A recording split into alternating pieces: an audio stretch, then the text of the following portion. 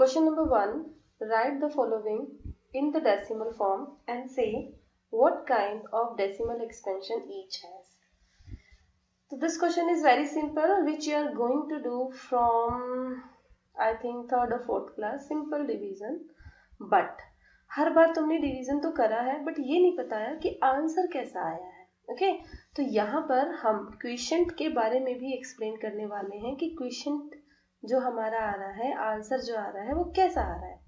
Like अगर हम 36 को 100 से डिवाइड करते हैं, ओके, तो it's very simple. It can be divide directly because there are 2 zeros. तो डेसिमल इधर है तो डेसिमल बैक शिफ्ट हो जाता है, तो 0.36. इसका मतलब it's divisible and it is terminating. हमारा आंसर फटाफट आ गया. This is called terminating decimal expansion, यानी कि इसका आंसर हुआ terminating decimal expansion. Now the second part we have 1/11.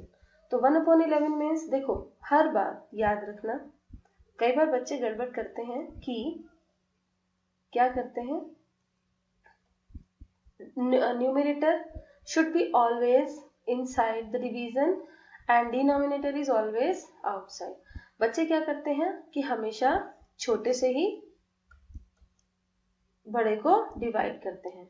उनको लगता है बस बड़ा छोटा नंबर बाहर आएगा और बड़े वाला नंबर अंदर आएगा. नो, ऐसा नहीं होता है. ओके, ऐसा नहीं होता है. हमेशा numerator is always inside and denominator is outside, चाहे डिनोमिनेटर बड़ा हो चाहे डिनोमिनेटर छोटा हो. ओके, तो हमने यहाँ पर भी ऐसा ही करा. हमने लिया 1, ओके, और 11 को हमने डिवाइड करना शुरू करा. थोड़ी सी डिवीजन में स्टार्ट करूंगी यहाँ पर और फिर मैं इसी डिवीजन को कंटिन्यू करूंगी. तो क्योंकि हमारा 1 है तो 11 के टेबल में 1 तो नहीं आता, तो हमें क्या करना होगा, एक डेसिमल लगाना होगा. ओके, हम डेसिमल भी यहीं पर ही लगाते हैं. हमें एक डेसिमल लगा के एक 0 लेना होगा. ओके, लेकिन अभी हमने जब डेसिमल लगा के एक 0 लगाया तो भी हमारा 10 किससे 11 से छोटा आया. बट डिवीजर से हमेशा ये नंबर डिविडेंड बड़ा होना चाहिए. हमें फिर एक और 0 की जरूरत है. तो डेसिमल एक ही 0 देता है एक टाइम में. ओके, अगर हमें दूसरा 0 भी चाहिए तो हम यहाँ पर भी 0 लगाएंगे और यहाँ पर भी 0 लगाएंगे. ओके, तो हमने एक और 0 लगाया और यहाँ पर 0 आया. ओके, तो यहाँ तक की कहानी 0.0 और 100 तक की कहानी मैंने आपको यहाँ समझाई. अब हम नोट करेंगे 11. अब 100 आ गया. अब 11 का टेबल रीड करेंगे 9 तक. तो 11 9 जा 99 और हम इसे सब्ट्रैक्ट करेंगे. तो 100 में से 99 गया, 1 आया. फिर से हमने वही प्रोसेस करा. 1 छोटा है तो हम डेसिमल एक 0 लगाएगा, लेकिन क्योंकि 10 भी छोटा है तो हम एक 0 लगाएंगे 9 के बाद और फिर एक 0 और नोट करेंगे. ओके, फिर 11 9 जा 99 और ये प्रोसेस इसी तरह से कंटिन्यू होता जाएगा. और हम क्या देख रहे हैं, बार बार रिमाइंडर क्या आ रहा है, 1 आ रहा है और हमारे 09 09 09 09 रिपीट ही हुए जा रहा है. और हमें नहीं और ये कैंसिल भी, ये स्टॉप भी नहीं होगा. It will be continue. तो इस तरह का आंसर जब हमारे डिवीजन से आता है तब हम इसको 1/11 को 0.090909 और डैश डैश करके लिखते हैं. और एक और नया मेथड हम इंट्रोड्यूस करेंगे कि हम 09 को 09 बार फॉर्म में भी लिखते हैं. ओके, जो भी नंबर इसमें रिपीट हो रहे हैं उन्हीं नंबर्स को बार लगा दिया जाता है. जैसे 0.09 रिपीट हुआ, फिर से 09 रिपीट हुआ, फिर से 09 रिपीट हुआ, तो 09 09 09 रिपीट हो रहे हैं, इसलिए हम 0. इस पूरे टर्म को ऐसे भी लिख सकते हैं. तो इस तरह की टर्म जब रिपीट भी हो रही है और टर्मिनेट भी नहीं हो रही है तो उनको बोला जाता है non terminating repeating decimal expansion. Okay, remember this point, non terminating repeating decimal expansion. Now we have the next part, third, and the third part is 4 whole 1/8. तो सबसे पहले इस मिक्स फ्रैक्शन को हम इम्प्रॉपर फ्रैक्शन में convert करेंगे. 4 8 जा 32 plus 1 33/8 और सेम 8 को हम 33 से डिवाइड करेंगे। ओके, क्योंकि हमेशा न्यूमरेटर कहाँ आता है, बीच में, और डिनोमिनेटर हमेशा बाहर होता है। तो हम 8 4 जा 32 आया। अब हमने 32 से 33 में से 32 माइनस करा 1। ओके, अब क्योंकि 1 छोटा है, आगे कोई नंबर भी नहीं है, तो हम डेसिमल लगा के एक 0 लगाएंगे और 8 1 जा 8। ओके, फिर से 2 बचा और हमने फिर से हमें चाहिए एक नंबर, तो डेसिमल ऑलरेडी हर बार हर स्टेप में एक 0 देता है। हमने 2 के पास फिर से 0 लगाया और माइनस करा। नाउ अब 20 में से 16 गया, 4 आया, फिर से हमने एक 0 दिया और 8 5 जा 40। तो हमारा 40 आया, तो यानी कि हमारा टर्मिनेट हो गया, आंसर टर्मिनेट हुआ, कोई रिपीट नहीं हो रहा। ठीक है, तो इसका मतलब हमारी डेसिमल एक्सपेंशन कौन सी है, this is 4.125 is the answer and terminating decimal expansion because it is terminate हो गई इसलिए। Next part we have 3/13। तो इस बार हम 13 से 3 को डिवाइड करेंगे। तो सेम हमने डेसिमल लगा के 3 को 0 दिया और 30 बना, तो 13 2 जा 26 और हम माइनस करेंगे। 10 में से 6 गया 4। ओके, अब हम फिर से डेसिमल एक 0 लगाएंगे तो 40 बना और 13 3 जा 39, तो यहाँ पे बना 1। तो 1 इज वेरी स्मॉल, तो डेसिमल तो एक 0 देगा ही देगा, लेकिन 10 से हमारा काम नहीं चलेगा। हम फिर से एक और 0 ऊपर देंगे और यहाँ पर भी एक 0 लगाएंगे और हमारा अब बना 13 7 जा 91 और हमने सब्ट्रैक्ट करा, आंसर आया 9। ओके, 100 में से 91 गया 9। फिर से एक डेसिमल हमें 0 देगा और फिर हम आगे बढ़ेंगे, तो हमारा आया 13 6 जा 78। ओके, अब 90 में से 78 गया 12 और डेसिमल एक और 0 देगा। फिर हमारा आया 13 9 जा 117। अब हमने सब्ट्रैक्ट करा तो हमारे पास आया 3 और देखो 3 से ही हमने स्टार्ट करा था कि नहीं। तो फिर से यहाँ पर इस बात को आपको स्पेशली ध्यान देना है, जैसे ही हमारा पहले वाला नंबर आ जाए नीचे रिमाइंडर में, इसका मतलब सारा डिवीजन वापस से रिपीट होने वाला है। चलो फिर से चेक करते हैं। तो 30 के बाद आया 26, माइनस करा, देन 40 के बाद 39। तो हमारे कुछ नंबर्स हमारे रिपीट हो रहे हैं। अब कौन कौन से, 2 3 0 7 6 9 और उसके बाद जस्ट 3 आया, तो फिर से सेम रिपीट होगा डिवीजन 2 3 0 7 6 9। तो इसीलिए हम दिखाएंगे कि 3/13 is coming 0.230769 230769 means 230769 bar and it is called non-terminating repeating decimal expansion. Next question we have 2/11. So now we are going to divide 2 by 11. Now तो 11 2 is very small, तो we will take point decimal and 0. फिर से 11 1 जा 11, 20 में से 11 को subtract करा 9। Okay, अब फिर से हमें डेसिमल हर बार 0 देगा, तो हमने 0 नोट करा। 11 8 जा 88, तो हमारे पास आया 2। अभी आप देखो 2 वापस से आ गया, 2 से हमने डिवाइड करना शुरू करा था, 2 आ गया, इसका मतलब अभी रिपीट ही होगा, चाहे आप करके भी देख लें। तो 11 1 जा 11, 9 बचा 90 88, 11 2 जा 11 8 जा 88, तो फिर से 2 आया। तो it means again we have got 2/11 0.181818 means 0.18 bar non-terminating repeating decimal expansion. Non-terminating repeating decimal expansion. Now we have question number 6. 329 divided by 400। तो हम 400 से 329 को डिवाइड करेंगे। तो 329 इज स्मॉलर देन 400, तो हम पॉइंट लगा के 0 लगाएंगे और हम इस नंबर को 400 से बड़ा बनाएंगे। तो हमने देखा 408 जा 3200 आया, हमने सब्ट्रैक्ट करा, हमारे पास 90 आया। फिर डेसिमल ने एक और 0 दिया एंड 402 जा 800 आया। ओके, और हमारे पास 100 लेफ्ट हुआ सब आफ्टर सब्ट्रैक्शन। फिर डेसिमल ने एक और 0 दिया, तो 400 2 जा 800 आया, सब्ट्रैक्ट किया और हमारे पास 200 आया, और 400 5 जा 2000, क्योंकि हमने डेसिमल लगा के इसको 2000 बनाया, तो ये हमारा टर्मिनेट हो गया। गुड, तो it means 329 divide by 400 is 0.825। हमारा आंसर ये आ गया फाइनली। तो this is called terminating decimal expansion. Question number 2, you know that 1/7 is equals to 0.142857 bar. Can you predict what the decimal expansion of 2/7, 3/7, 4/7, 5/7, 6/7 are without actual doing the long division? If so, how? उसने पूछा है अगर 1/7 की value आपको ये दे दी जाए, यदि आपको पता है, तो क्या आप बिना डिवीजन के इनकी वैल्यूज को प्रिडिक्ट कर सकते हैं? तो इसने हिंट भी दिया है, study the reminder while finding the value of 1/7 carefully. Study the reminder. Okay, चलो देख लेते हैं। यस, उसने कहा yes, all the above will have repeating decimals which are permutations of 142857. Okay, 142857. For example, here is 1/7.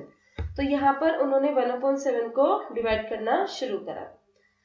7 point लगा के 0 लगाया, 7 1 7 3, 7 4 28 2, 7 now 6 is LCM, हमने डिवाइड सब्ट्रैक्ट करा, यहाँ पर भी सब्ट्रैक्ट करा और फिर 2 आया, फिर सब्ट्रैक्ट करा, 7 2 जा 14, 6 आया, 7 8 जा 56, 4 आया एंड 7 5 जा 35, फिर से 50 आया, 5 आया, हमने डेसिमल लगा हुआ है, तो हम हर स्टेप में हम एक एक 0 देते जा रहे हैं, जिसे मैं रिपीट नहीं कर रही हूँ, इट इज अंडरस्टूड। तो 7 5 जा 35, तो 5 आया। ओके, नाउ सब्ट्रैक्ट, तो फिर से हमारे पास फिर से 1 आ गया, 1 आया कि नहीं आया, तो फिर से रिपीट होगा। Now to find 2/7, locate when the remainder becomes 2, and the respective quotient, here it is 2. Then write the new quotient beginning from there, the arrows drawn in the figure above using the repeating digits 142857. So 285714. उसने क्या बताया है, जैसे ही reminder आपका 2 आता है, okay, तो आप क्या करेंगे, क्योंकि वहां पे 2/7 है, तो जैसे ही रिमाइंडर 2 आ जाता है, तो आप उसको उस डिवीजन को 2/7 को वहीं से लिखना शुरू कर देंगे, 285714। तो दिस इज देखो 2857, और यहाँ पर जैसे ही रिमाइंडर 3 आएगा, तो यहाँ से आपका आंसर रिपीट होना शुरू हो जाएगा। चलो, इसका एक और मेथड है, अगर आपको समझ नहीं आया तो this is the alternative method, very simple. जैसे कि 1/7 हमें गिवन है, ओके, तो 1/7 की हेल्प से हमें पता है 2/7 कैसे आएगा, 2 into 1/7 से, तो 1/7 की वैल्यू क्या है, ये है, तो 2 से मल्टीप्लाई करा, सिंपल। ओके, तो देखो सिंपल मल्टीप्लाई, बार से नहीं डरना है, bar is not another thing कि वो मल्टीप्लाई नहीं करने देगी। Don't see bar while you are doing multiply. 2 7 जा 14, 2 5 जा 10 और 1 11, 2 8 जा 16 plus 1 17, 2 2 जा 4 plus 1 5, 2 1 जा 2, 2 4 जा 8 एंड 2 1 जा 2, सिंपल मल्टीप्लाई हुआ। चलो, फिर हमने 3/7 को हम लिख सकते हैं 3 into 1/7, तो 3 into this, 4 into 1/7 is 4 into the value of 1/7, 5 into 1/7, 5 into 1 value of 1/7, and 6 into 7 is 1/6 into 1/7 value. Okay. Question number 3. Express the following in the form of P upon Q, where P and Q are integers and Q is not equals to 0. तो 0.6 बार हमारा first question है। उसने कहा है कि ये जो questions हैं बार वाले, इनको P अपॉन Q फॉर्म में कन्वर्ट करो। ओके, देखो अभी हमने क्या करा था, 1/7 डिवाइड कर करके इनको इस फॉर्म में कन्वर्ट करा था, बार फॉर्म में करा था कि नहीं। अब हम इसको इस फॉर्म में कन्वर्ट कर रहे हैं। Okay, just same things we are doing, the method is just opposite. Now 0.6 bar, तो सबसे पहला क्वेश्चन है हमारा 0.6 बार, और 0.6 बार को सॉल्व करने के लिए हम सबसे पहले लिखेंगे x is equal to 0.6 bar. Okay, और सबसे पहला काम हमारा होगा इस बार को खोलना। ओके, हम इसको खोल देंगे थोड़ा बहुत, 0.666 डैश डैश डैश, और you can write x is equal to 0.666 bar. यहां पर भी आप स्टॉप कर सकते हैं और आप ऐसे भी स्टॉप कर सकते हैं। चलो, तो दिस इज, हमने जैसे ही बार को खोला हमारी फर्स्ट इक्वेशन हमें मिल गई। हमने इसको लेट करा equation number 1। Multiplying equation number 1 by 10, now why 10? क्योंकि बार कितने नंबर पर है? 1 नंबर पर। ओके, बार जितने नंबर पर होता है हमें मल्टीप्लाई उसी के अकॉर्डिंग 10 से करना होता है। बार अगर 2 नंबर्स के ऊपर है तो मल्टीप्लाई हम 100 से करेंगे। बार अगर 3 नंबर्स के ऊपर है तो हम मल्टीप्लाई 1000 से करेंगे। ये आपको याद रखना है। तो क्योंकि बार यहाँ पे 1 नंबर पर है तो हम 10 से मल्टीप्लाई करें किसको? इक्वेशन नंबर 1 को। तो हम दोनों तरफ इक्वेशन नंबर 1 को अगर 10 से मल्टीप्लाई करें तो 10 into x and 10 into this, जैसे हम 0.666 को 10 से मल्टीप्लाई करेंगे तो हमारा आंसर आएगा 6.666। ओके, ये डैश डैश डैश। आप ध्यान रखना कि डेसिमल के बाद में जो भी आप लिख रहे हैं, चाहे एक बार 6 लिख रहे हैं, 6 बार लिख रहे हैं, 3 बार लिख रहे हैं, या फिर आप बार लिख रहे हैं, बट वो दोनों after decimal it should be similar, बस वो सिमिलर होना चाहिए। ओके, तो जैसे यहाँ पे 0.666 लिखा तो यहाँ पे मल्टीप्लाई के बाद भी 0.666 लिखा, क्योंकि ये तो बार है, ये तो इट कुड बी कंटिन्यू, तो पॉइंट डेसिमल हमारा इधर शिफ्ट हुआ और 6.66 आया। देखो आपका उसके अकॉर्डिंग आएगा 6, इसको मल्टीप्लाई जब आप करते हैं तो आपके अकॉर्डिंग आएगा 6.66, लेकिन ये तो कंटिन्यू है ना, तो डेसिमल प्लेस को एक जैसा बनाने के लिए हमने इसको एक और लिख दिया। ओके, नाउ इक्वेशन 2 में से इक्वेशन 1 को सब्ट्रैक्ट करेंगे। तो इसका प्रोसेस हम थोड़ा सा और एक्सप्लेन करना चाहती हूँ मैं आपको, कि आप सबसे पहले इक्वेशन नंबर 1 लिखेंगे, उसके नीचे आप इक्वेशन नंबर 2 लिखेंगे,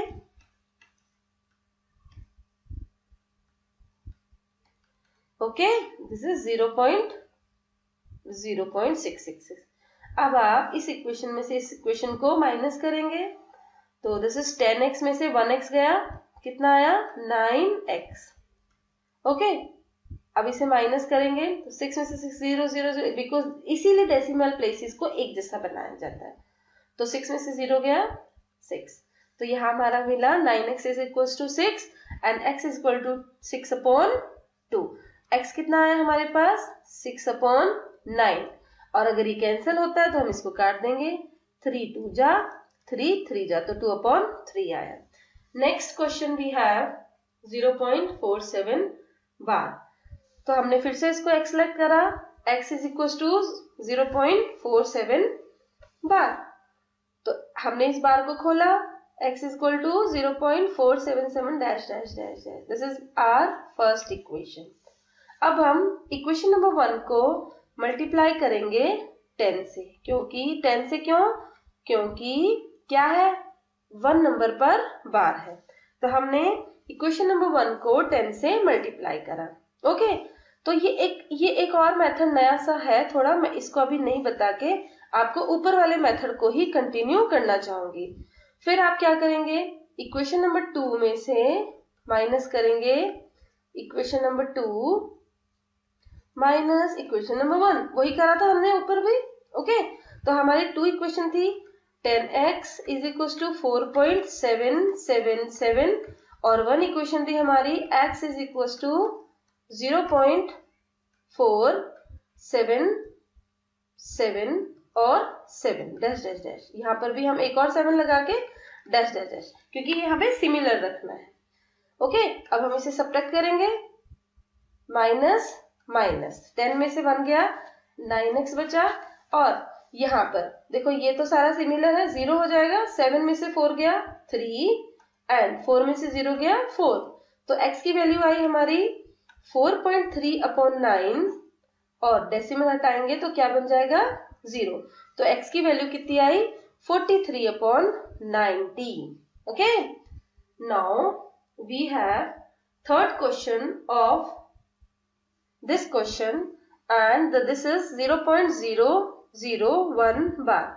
तो हमने सबसे पहले इसको x लेट करा और हमने इस इक्वेशन को बनाने के लिए इस बार को एक बार खोल दिया। Okay, now 0.001001 is equation number 1, x equals to, अब क्योंकि बार कितने नंबर्स के ऊपर है 3 नंबर्स पर, तो हम क्या करेंगे मल्टीप्लाइंग इक्वेशन 1 बाय 1000, तो 1 इक्वेशन को हम 1000 से मल्टीप्लाई करेंगे। जब भी किसी इक्वेशन को, जिस इक्वेशन में लेफ्ट साइड, देखो इक्वेशन का मतलब क्या होता है, equation which is equal to something, like x is equal to 2। Okay, तो ये क्योंकि इसमें लेफ्ट साइड भी है राइट साइड भी है ना, तो इसीलिए इसको इक्वेशन बोला जाता है। तो जब भी हम किसी इक्वेशन को मल्टीप्लाई करते हैं किसी भी नंबर से, तो हम हमेशा उसको दोनों साइड में ही मल्टीप्लाई करते हैं, लेफ्ट साइड और राइट साइड। तो 1000 multiply this and 1000 multiply this, तो 1000x इज इक्वल टू, जैसे ही मैं इसको 1000 से मल्टीप्लाई करूंगी डेसिमल शिफ्ट होके 3 नंबर जंप करेगा, इधर शिफ्ट हो जाएगा, तो ये आ गया इधर। ओके, जरूरी नहीं है 000 लिखना जरूरी है, इट कैन बी 1.001, ये तो ऑलरेडी था 1.001, तो हमने इसको 001 एक बार और बढ़ा दिया। ओके, तो नाउ क्योंकि इक्वेशन नंबर 1 और 2 की डेसिमल प्लेसेस को सिमिलर रखना है इसलिए, नाउ इक्वेशन नंबर 2 में से इक्वेशन नंबर 1 को सब्ट्रैक्ट करेंगे, तो मैं फिर से आपको सब्ट्रैक्ट करके दिखाऊंगी। 1000x is equal to 1.001001, now x is equal to 0.001 and 001, ये सिर्फ डेसिमल प्लेसेस को सिमिलर रखने का थोड़ा सा मुश्किल काम होता है, जिससे बच्चे डर जाते हैं, otherwise it is a very simple. Okay, 1000x में से x सब्ट्रैक्ट हुआ, दिस इज 999x, और ये सारा सिमिलर है तो ये सब कैंसिल हो जाएगा, और 1 में से 0 गया 1, तो we got x value 1/999। Question number 4, express 0.99999, it means इसको हम क्या लिख सकते हैं 0.9 bar, simple. Okay, in the form of P/Q। Are you surprise by your answer, देखो सेम क्वेश्चन है, क्वेश्चन नंबर 3 का हम इसे फोर्थ पार्ट भी बोल सकते हैं, लेकिन उसने कुछ पूछ लिया, are you surprise with your answer, with your teacher and classmates discuss why the answer makes sense। चलो, तो सबसे पहले हमने सेम प्रोसेस दोहराएंगे, इसको x लेट करा, और क्या था हमारा क्वेश्चन 0.9 बार था, तो बार कितने नंबर पर था 1 पर, इसलिए हम इक्वेशन नंबर 1 को 10 से मल्टीप्लाई करेंगे दोनों तरफ, left side and right side, 10x is equal to 9.99999, equation number 2। Okay, तो अब हम इक्वेशन 2 में से इक्वेशन नंबर 1 को सब्ट्रैक्ट करेंगे, और फिर से मैं आपको सब्ट्रैक्ट करके दिखाना चाहूंगी।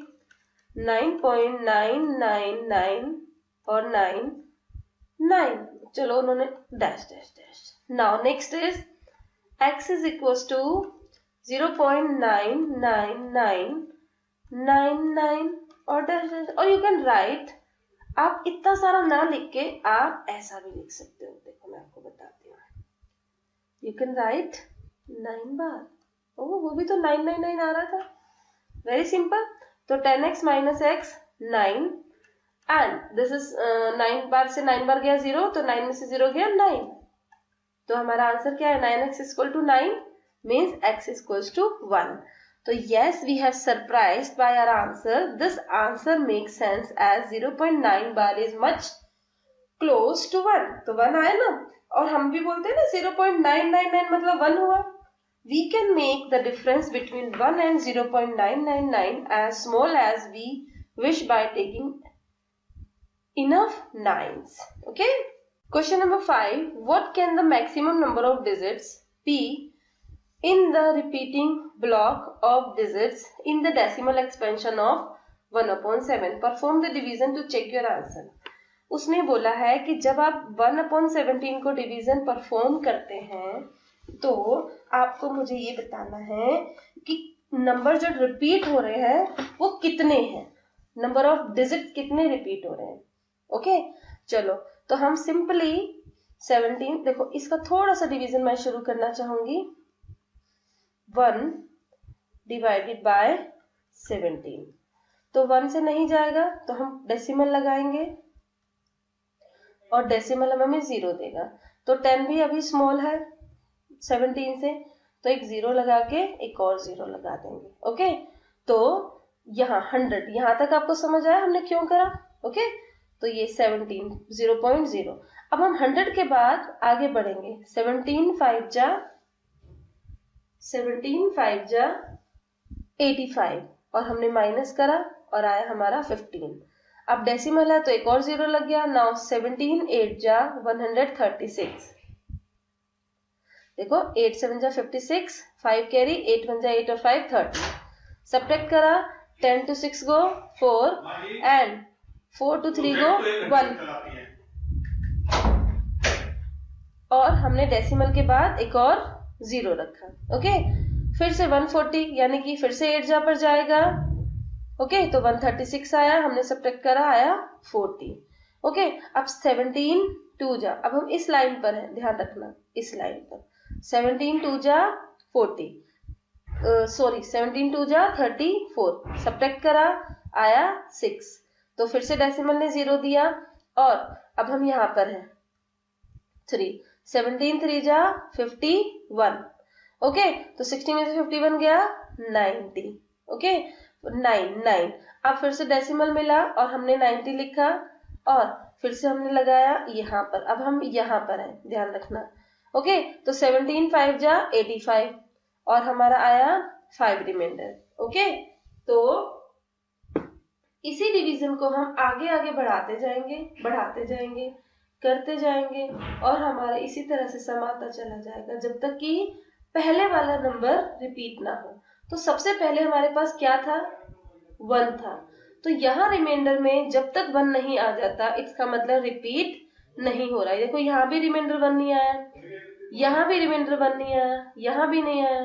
तो लास्ट में रिमाइंडर 1 फाइनली वी गॉट. तो ये माइनस लगाना आप कभी नहीं भूलेंगे क्योंकि इसका ना लगाएं तो इसका मतलब हम सब प्लस कर रहे हैं.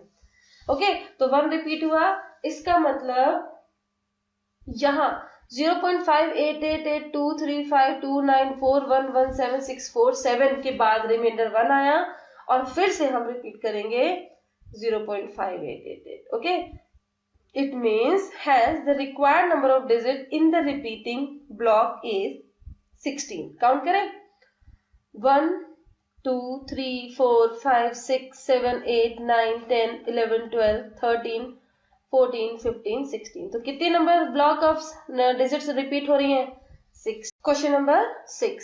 Look at several example of rational numbers in the form p upon q where p and q are integers with no common factor other than 1 and having terminating decimal expansion. Can you guess what property q must satisfy? Yes, of course. जैसे कि उसने बोला है कि एक ऐसा number, rational number लीजिए जिनके बीच में कोई भी कॉमन फैक्टर नहीं है अदर देन 1 और फिर भी वो टर्मिनेट हो जाते हैं. जैसे फॉर एग्जाम्पल मैं लेती हूँ 3/10. तो दोनों के बीच में कॉमन फैक्टर क्या है, ओनली 1. और जब हमने इसको टर्मिनेट करा तो क्या बना, 0.3. तो टर्मिनेट डेसिमल, ये क्या हुआ, टर्मिनेटिंग हो गया, टर्मिनेटिंग डेसिमल एक्सपेंशन. यस, एक और एग्जाम्पल लेते हैं हम. सपोज मैं लेती हूँ 7/2. ओके, तो 2 से डिवाइड करना पड़ेगा. अगर मैं इस 2 के साथ में 5 बना दूं, यहां बना रही हूं तो यहां भी बनाना जरूरी होगा, तो दोनों को मल्टीप्लाई करें तो आया 35/10. यानी कि फिर से 10 आया और ये क्या बना 3.5, क्या बना 3.5। ओके, तो ये भी टर्मिनेट हो गया। चलो अब हम कोई और एग्जाम्पल लेते हैं। फॉर एग्जाम्पल मेरे पास है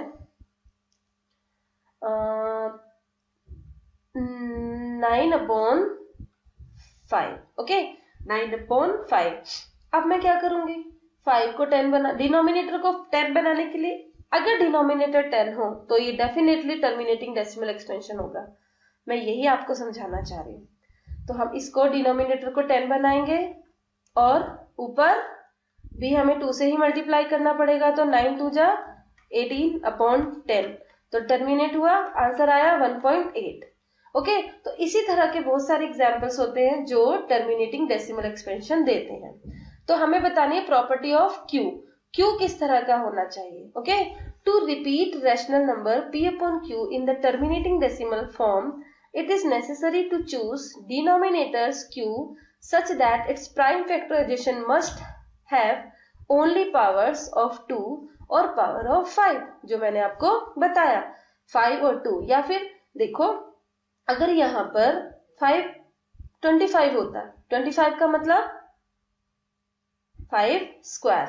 ओके, 25 मतलब 5 स्क्वायर ही हुआ, तो मैं क्या करती 2 स्क्वायर से ऊपर नीचे मल्टीप्लाई कर देती, है ना। और 5 ऊपर तो बना 18 और नीचे आया 5 इंटू 2 का होल स्क्वायर, क्योंकि दोनों के ऊपर पावर सेम है, तो बना 18/10 का स्क्वायर। 10 का स्क्वायर मतलब क्या बना, 10 का स्क्वायर मतलब 18/100 बना, यानी कि ये भी टर्मिनेट हो गया। तो जहां पर भी डेसिमल में 2 और 5 के फैक्टर्स होंगे या पावर्स होंगे, वही टर्मिनेटिंग डेसिमल एक्सपेंशन होगा। लाइक 7/16, तो 16 is in the form of 2 raised to the power 4, तो ऊपर नीचे 5 raised to the power 4 को मल्टीप्लाई करेंगे और इट बिकम्स डेसिमल एक्सपेंशन।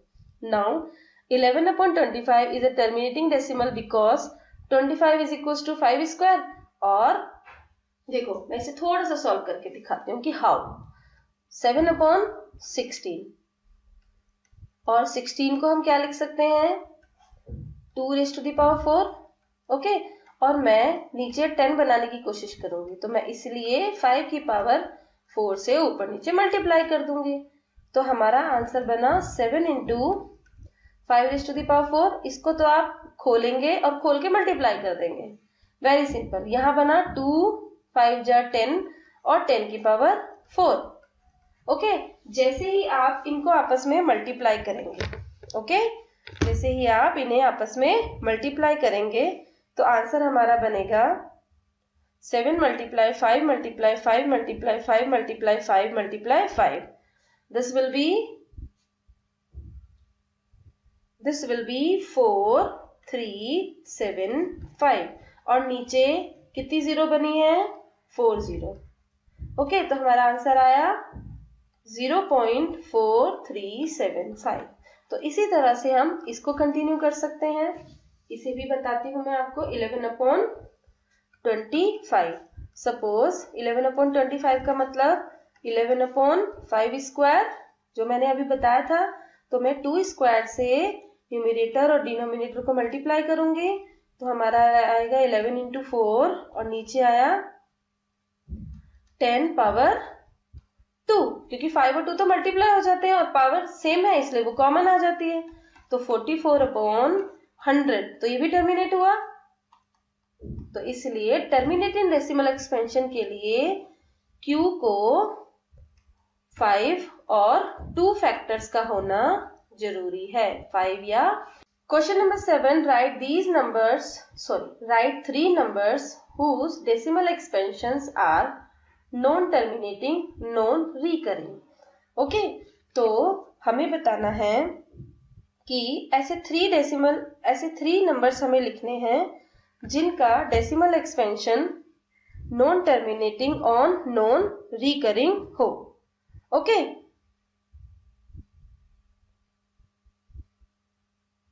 और रिकरिंग मतलब क्या होता है, वही रिपीटिंग, बार बार आने वाला, बार बार। नॉन रिकरिंग मतलब जो बार बार ना आए, नॉन रिपीटिंग मतलब, इसका मतलब हुआ non repeating. As we know that irrational numbers in the decimal expansion are always non-terminating and non-recurring.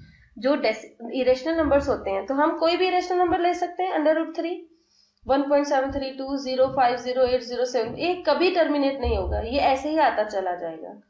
1/√5 ये भी इसी तरह से बनेगा, अंडर रूट 10 भी ऐसा ही बनेगा. तो ओके, तो ये नंबर देने के लिए तो आपको ये वैल्यूज याद होनी चाहिए, या फिर अंडर रूट 5 को डिवीजन मेथड से निकालना जो नहीं निकलेगा.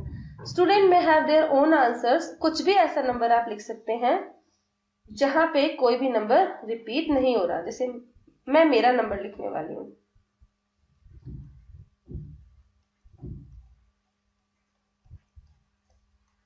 कुछ भी जो रिपीट ना हो और टर्मिनेट भी ना हो. This is the irrational. ऐसा नंबर जो उसने पूछा है, क्या पूछा है? Non terminating, non recurring. So these are the answers and you can write your own answer as well. Question number 8. Find three different irrational numbers between the rational numbers 5/7 and 9/7. Okay, तो 5/7 is a decimal representation as follow.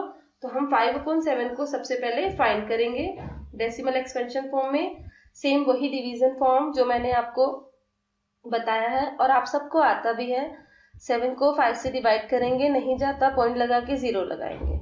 ये point यहाँ पर नहीं होना चाहिए. Okay, ये वाला, तो इसको हम ऐसे करके हटा देते हैं. दिस इज 50 नाउ, क्योंकि डेसिमल लगा के इसको 50 बनाया. तो 7 7 जा 49, 50 में से 49 गया, 1 आया.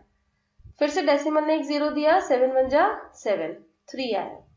डेसिमल ने फिर से एक 0 दिया, 30 बना. तो 7 4 जा 28, सब्ट्रैक्ट हुआ 2. डेसिमल ने 0 दिया, 20, 7 2 जा 14, 6 60, 7 8 जा 56, 4, तो 7 35, तो 5. अब ये रिपीट हुआ.